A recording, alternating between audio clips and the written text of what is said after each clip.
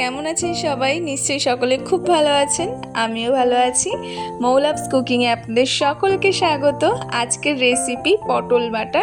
একেবারে ঘরোয়া টাচে সহজেই বানানো যাবে সুস্বাদু এই বাঙালি রান্নাটি। পটল মানেই অনেকের মুখে বেজে ওঠে নানান গল্প।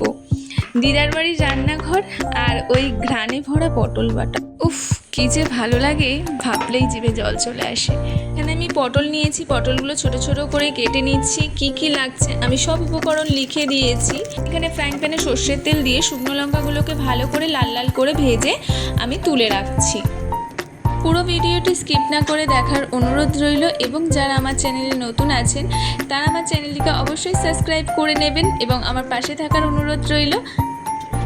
শুকনো লঙ্কা ভাজা হয়ে গেছে, আমি ওই তেলের মধ্যেই রসুনটাকে ভেজে নিচ্ছি।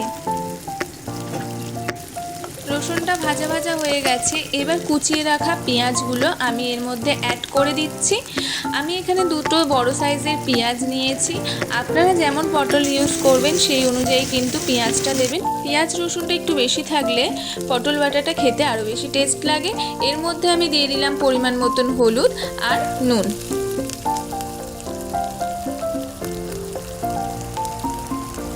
এর মধ্যে দিয়ে দিচ্ছি আমি চিংড়ি মাছ।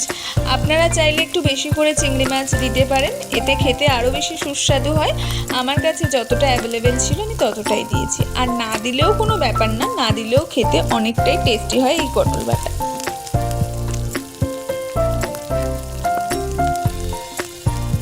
দেখুন অলমোস্ট আমার ভাজা হয়ে গেছে। এর মধ্যে আমি কুচিয়ে রাখা পটলগুলো দিয়ে দিলাম। এবারে ভালো করে লাল লাল করে পটলগুলো ভেজে নিতে হবে। আমি একটু নেড়ে চেড়ে চাপা দিয়ে দেবো যাতে ভালোভাবে পটলটা সিদ্ধ হয়ে যায়।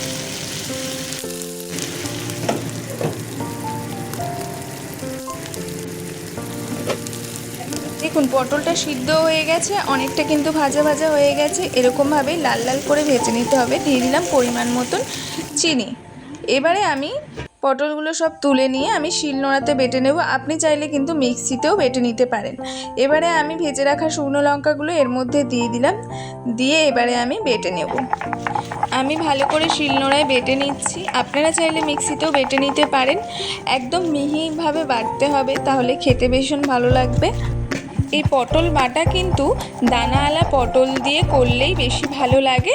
আপনারা বাজার থেকে একটু দানাওয়ালা পটল কিনে নিয়ে আসবেন, অথবা বাড়িতে যদি কোনো পটল পেকে যায় বা একটু দানা হয়ে যায় সেই পটল দিয়েও কিন্তু আপনারা এই পটল বাটাটা করতে পারেন। ভীষণই সুস্বাদু হয় এই পটল বাটা। পটল বাটা হয়ে গেছে আমার, এবারে আমি এটাকে তুলে নিচ্ছি। এই বাটাটিতে নেই কোনো ঝামেলা, আছে শুধু স্বাদ আর ভালোবাসা। গরম ধোয়া ওঠা ভাতের সঙ্গে মেখে খেলে একেবারে অনন্য লাগে। আমি ভাতের সাথে পরিবেশন করছি।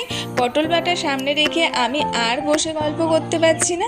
এবারে আমি ঝটপট করে খেতে শুরু করে দিয়েছি। আপনারা চটজলদি বানিয়ে নিন আর খান। আমাকে কমেন্টে জানান কেমন লাগলো আপনাদের আমার রেসিপি। ভিডিওটি ভালো লাগলে একটা লাইক কমেন্ট শেয়ার করে দেবেন, আর অবশ্যই সাবস্ক্রাইব করে ফেলুন। কমেন্টে জানাতে একদমই ভুলবেন না আপনাদের বাড়ির পটল বাটার গল্প। Thank you for watching.